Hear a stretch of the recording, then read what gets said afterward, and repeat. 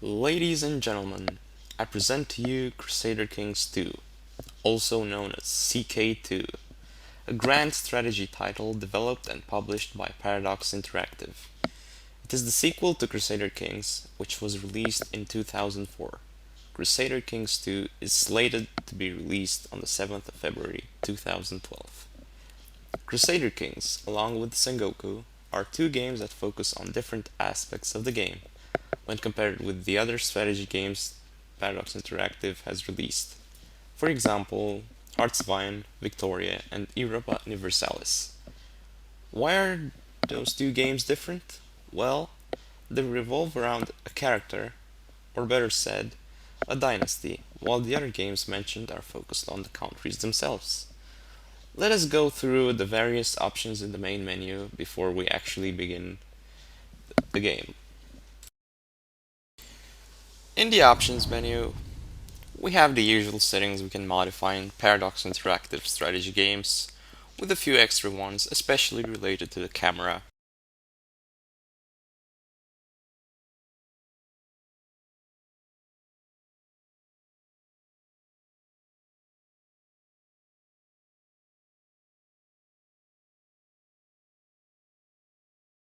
Let's check out perhaps one of the most important features a strategy game like this could have, the tutorial. As we can see, it looks very similar to the Victoria 2 tutorial, at least if we only judge it by the way it's structured, but of course the tutorial itself could in fact be very different, as it should be.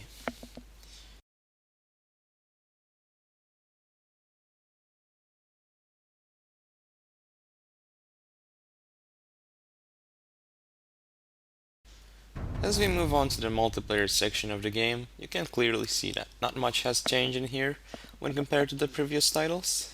Like anything needs to be changed anyway. It is as good as it is. We have the usual direct IP button, and we can also go to the meta server, which I assume is accessed in the same way by using your forum username and by having Crusader Kings 2 registered on it. Of course, I could be wrong though. Without further ado, let's delve into perhaps the most important section of the game itself, the single player.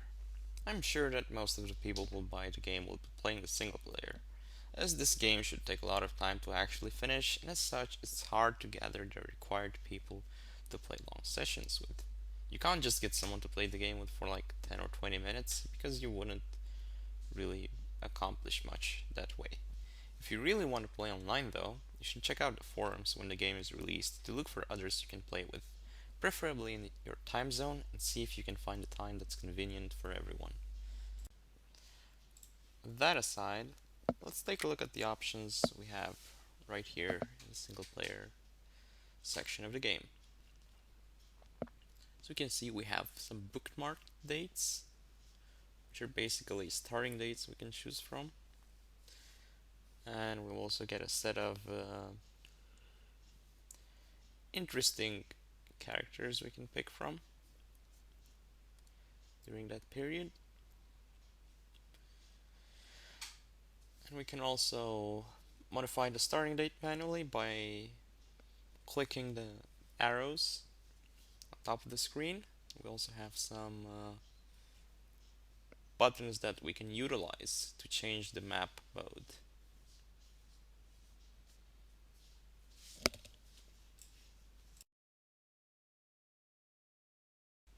For this preview, however, I will select Philip I, King of France, and I'll be back when the game finishes loading.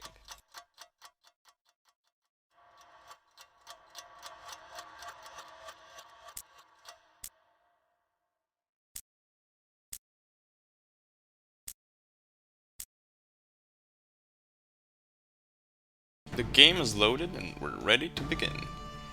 So as you can see, the default map mode is the train map mode. You can change the map mode by either clicking on these buttons over here, by simply pressing the buttons on your keyboard. From Q all the way to Y I'm sorry, to I.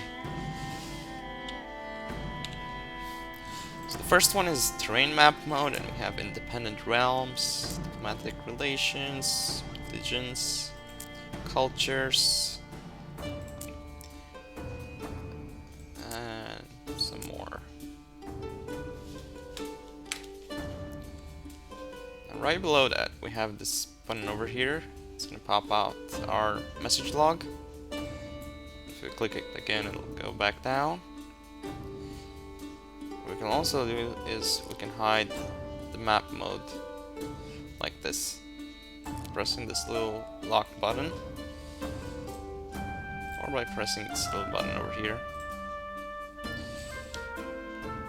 And below that we have zoom options, good for people who don't use, a mouse and don't have a mouse wheel or anything else to actually scroll.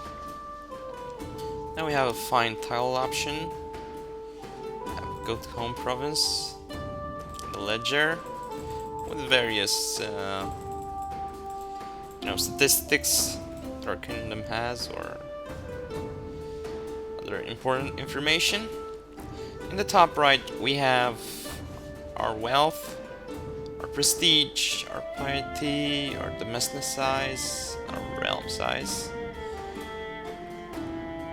If we hover over those options, those buttons, we'll get more information. Here is our score as well. Anyway, below that we have the date. Right next to it we have buttons to actually increase or decrease the game speed. And below that we have high priority messages, low priority messages.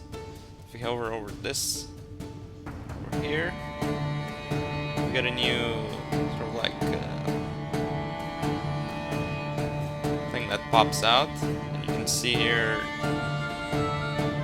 we can lock it so that it stays in place. We can change some of the options to allow us to show armies and domestic sieges, hostile sieges, and land combat in the outliner. We'll keep it unlocked now so it hides. In the top left, obviously, we can see our character. This is us. Philip I of France, King of France, heir to the barony of Montfort-la-Marie. We also have a shield here, realm view. So first button is the council. We see our council, and we see which stat is the most important for this particular job. You can see here that state learning is the most important for this one, state intrigue, state stewardship, martial, and diplomacy. We can also change those, but we cannot change this one since I believe we're a regency. Yep. Now it's time to move on to laws. We have various laws we can enact.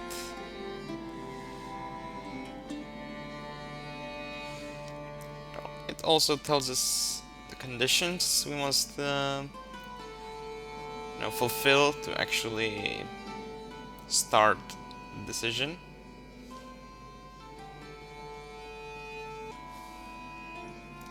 Aside from that, so I have some pretenders. We have more laws over here. We can change them only if we don't have a regency. Right, so let's move onward to technology. You can see here a lot of technologies, obviously. But we have three main technology trees, you could so call them. Military advances, economic advances, and culture advances. For each of those you can focus on one of them. As you can see, we're focusing on bows, farming, and noble customs. This little icon over here signifies that we're focusing on it.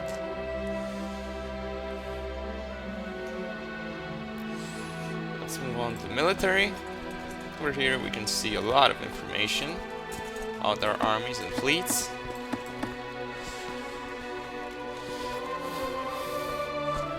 We can raise all of the levies, personal levies, dismiss them, and raise vassal levies, realm levies. We can also hire some armies. So over here we have our vassals. You can also see their stats, how much they cost each month. You can raise their armies and fleets like that manually, but I think that if we press this button over here, we'll automatically raise all their armies, the vessels' armies. Okay, so let's move on to Intrigue. See here the conditions we must fulfill to actually start the decisions. We can start some of them. Oh, I forgot something. We can also hire mercenaries if we have the money, and they will have a monthly cost, unlike vessels. All the orders, of course. Back to Intrigue. We can here we'll be able to choose an ambition or plot in the future, but we don't have one at the moment.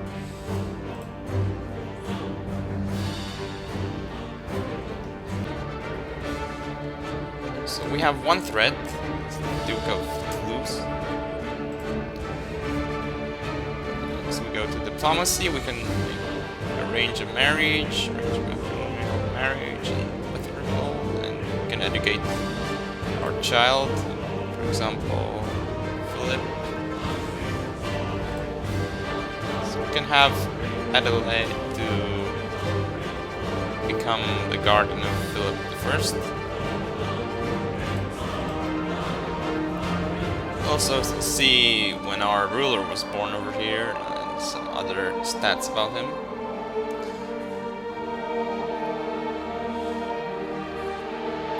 See his religion.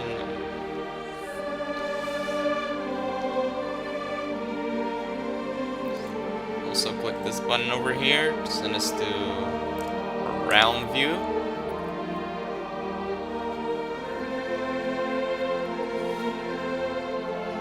See the income, the expenses. Let's go back to... actually, let's go over to the religion now. This is the Pope. Hasn't called a crusade yet. There are his vassal bishops. You see their opinion of the actual Pope and the Pope's opinion of them, I think. Oh no. Our opinion.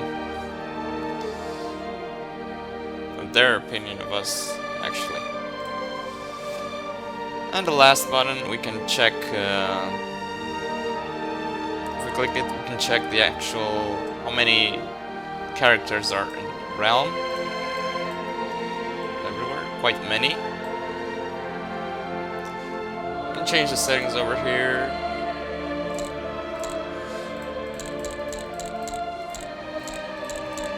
Quite nice. Let's go back to the map. I'll show you an overview of the map. You can see that unlike Europa Universalis 3 and Victoria 2 and Hearts of Iron 3, it doesn't actually cover the whole world, but this is fine because the game is actually Crusader Kings 2, so it's not actually focused on what else is going on in the world. If you take a look at the map, it's quite well detailed. If you zoom out, it'll look different. I quite like the map personally. It seems well designed. It's pleasant to see. Anyway, right next to those tabs, we have some icons which show us some important things. Vessels might revolt. Titles can be created, so we have some titles that are not created, and Vassal Inheritance Warning. I believe That's why N3 and U3 had something similar.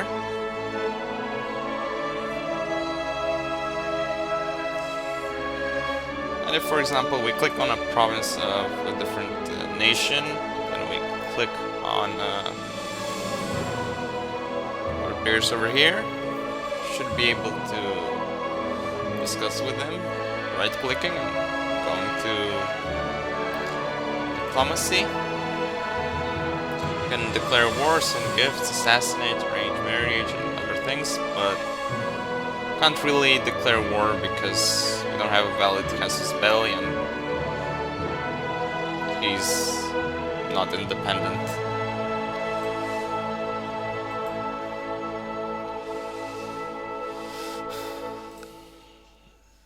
That's okay. I mean, I hope you guys enjoyed the preview I had. And as an avid Paradox Interactive fan, I believe I will be playing this game for, I don't know, quite a long while, I think. I absolutely love their grand strategy titles. They're my favorite strategy games. What else to say?